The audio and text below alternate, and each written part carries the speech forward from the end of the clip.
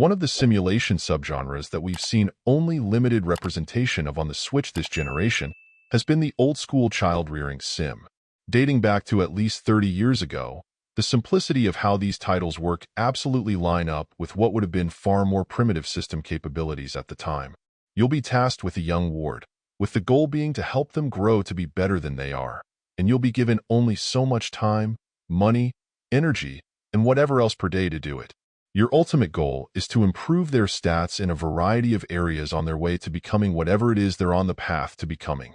The great news was that this format kept the graphical complexity low, relying mostly on static images or graphics to represent the different tasks they could engage in. With Cutebite, we're now seeing a variation on that theme. Just in this case, it is with a younger vampire you'll be trying to help get to her full potential. Having devolved a bit over the long stretch of time, she was kept locked in her crypt by her father for being disobedient. After his admittedly sketchy demise, she's free once again, but is somewhat of a blank slate. Your character, who worked for her father previously, decides to take on the task of helping her get back up to speed in order to regain her power and take up the mantle left by her father. But there are many paths that could be taken to get there. That's where the bulk of the experience rests, trying to figure out what traits will be the most valuable, and then figuring out how to get them developed. The problem is that your funds are limited. You're really starting from scratch in most areas, and it isn't unusual that by trying to boost one stat you'll risk paying a penalty with others. What has helped to add more to the actual story are pretty frequent side conversations she'll have with you, questioning what's happening, what has happened in the past, and how to try to proceed. What choices you make here will absolutely have an impact, so you'll want to always consider them carefully as well.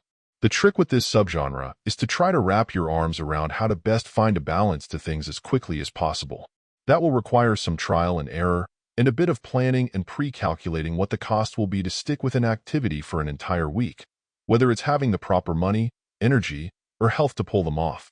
If you're persistent and stick with a given strategy to the end, you'll be rewarded with a number of possible endings, which is nice. But to get the most out of the game, you'll need to really be committed to some tedium, and then simply enjoy what story beats you'll get along the way. Overall, my final score for the game ended up being a 7.5. And if you're interested in picking it up, it's currently available on the Switch eShop for $14.99. Thank you for taking the time to listen to this review. And if you'd like more information or ideas of indie games worth checking out on Switch, be sure to click on the link provided in the description. Until next time.